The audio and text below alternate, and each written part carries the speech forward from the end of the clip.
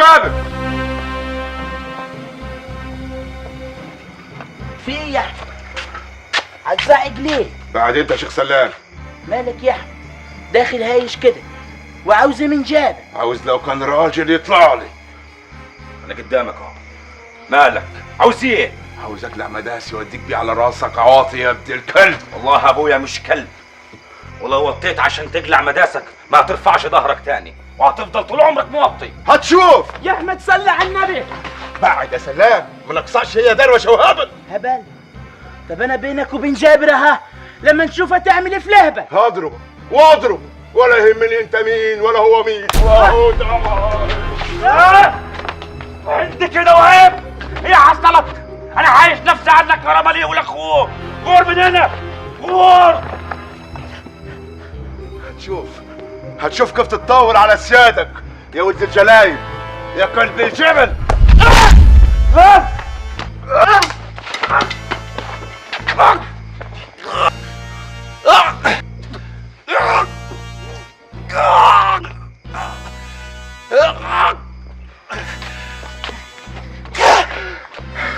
غور.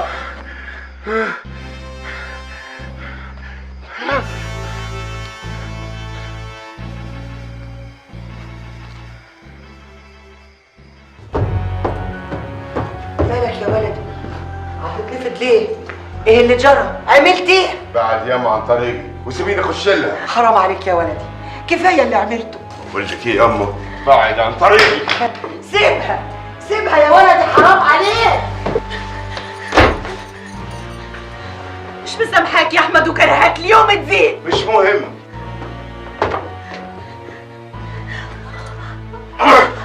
اتقي الله وحل عني، انا جسمي مش حامل ولا طايق. مش حامل ولا طريق.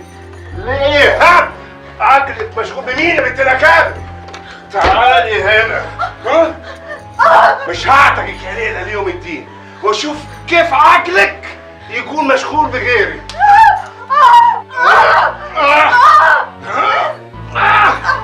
انت فاكر انك كده راجل؟ راجل غصب عنك وانا تخلفوكي وهوريكي. حرام. يا ريتك فضلت من غير جواز يا ولدي، يا ريتك. سلام. خبريه مالك يا شيخ سلام؟ واه ايه اللي حصل يا جابر؟ ارتق سعد.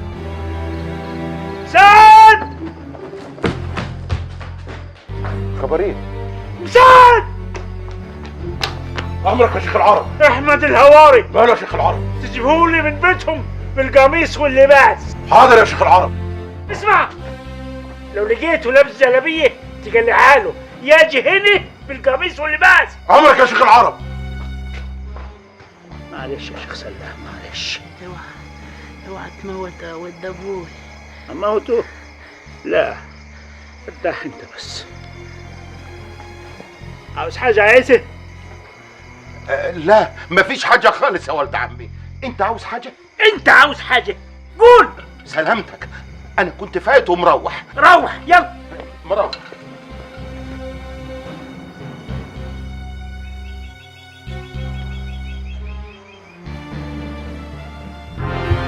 اقول لك ما تجرنيش كده. ولدي ما تجرنيش كده. يا غورتي، انا ما حدش يعرض علي. ولدي يا غورتي، ولدي يا غورتي. ليلى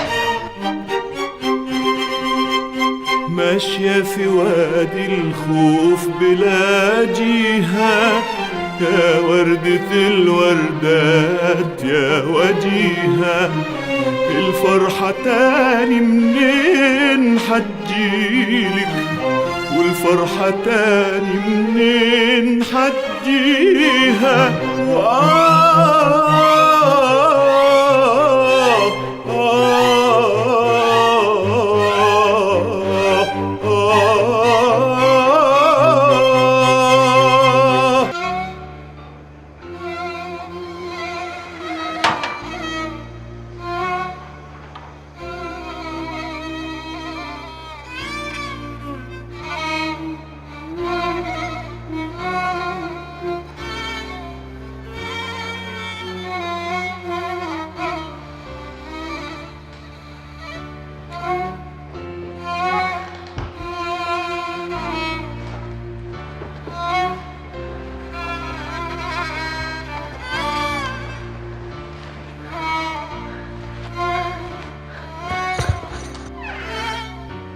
ليلى بنتي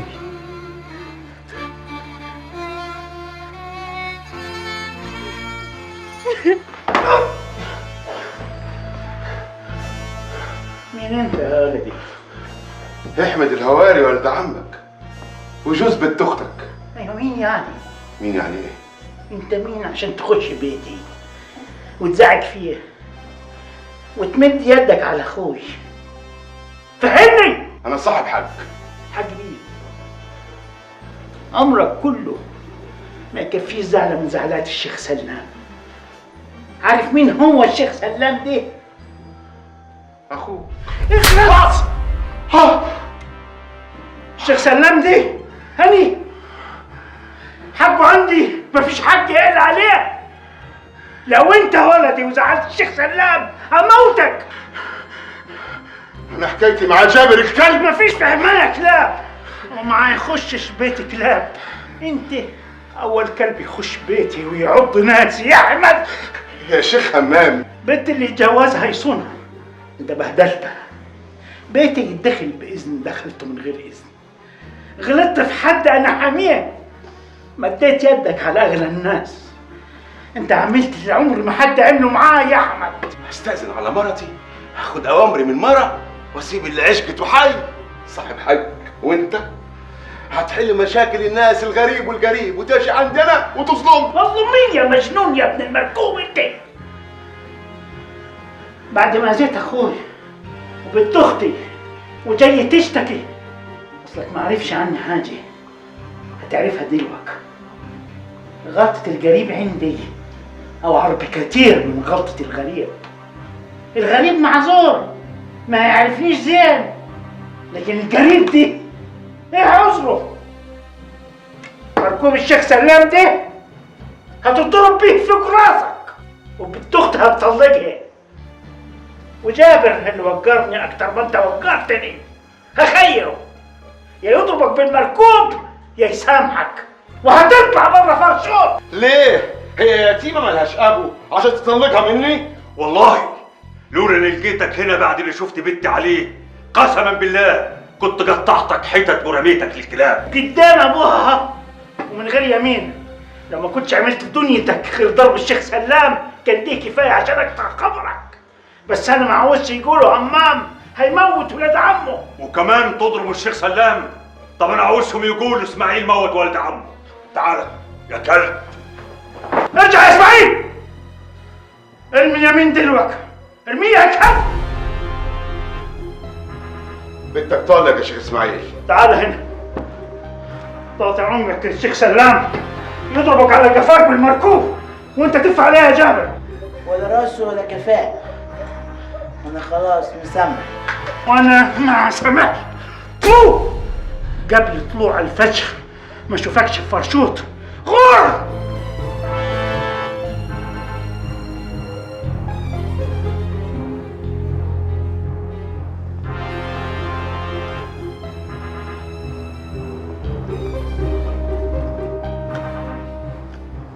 سرك بتاع يا ابن الكلب.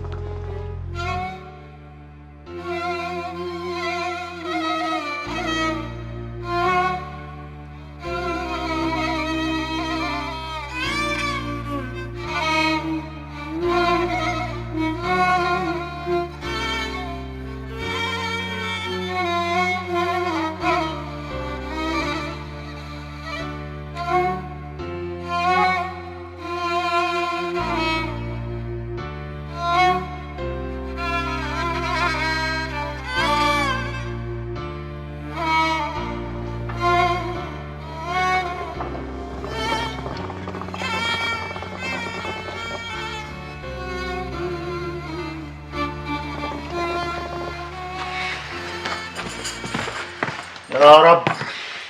مالك يا همام؟ قولي لي انت مالي يا صالحه؟ مالك؟ ما ربنا كرمك اخر كرم. الحمد لله. عندك مرتين احلى من بعض، واحدة فيهم بنت عمك وزي القمر، والتانية مش حلوة قوي بس عيلة صغيرة، وابو مرتين ما تزعلوش كلمة. ابو مرتين نشوف القمرين. حق اخر جلع، تزعل من ده تروح لده. خلاص يبقى انا كده عالي العالي.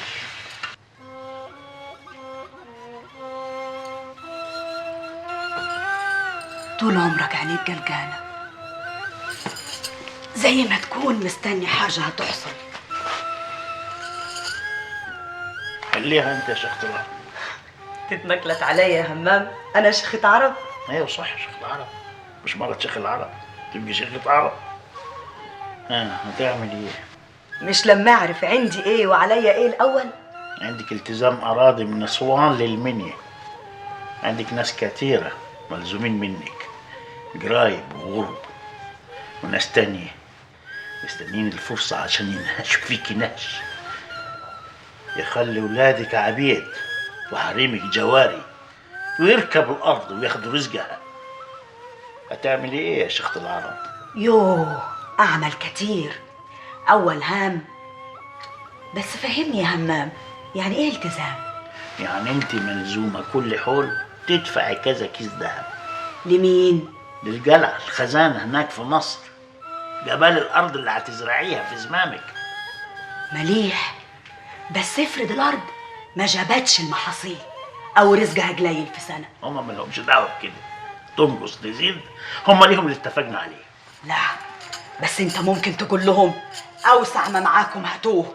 على حسب، أنا الدور ده قدرت أقول كده عشان الدنيا هناك مربوكة على الآخر، لكن مش على طول، كل فين وفين مرة كده. لكن أنت هتضحك عليا ولا إيه؟ دلوقتي شيخة عرب مطرحي، ما قلتليش هتعمل إيه؟ أول حاجة، كل راجل زعل مرته أو ضربها أو كان بخيل يتضرب بالعصاية 10 ضربات ويرضيها. 10 ضربات بس؟ أيوة بس ضرب واعر. وبعدين جالك حد وما عرفتيش إذا كان كذاب ولا صادق، تعملي إيه؟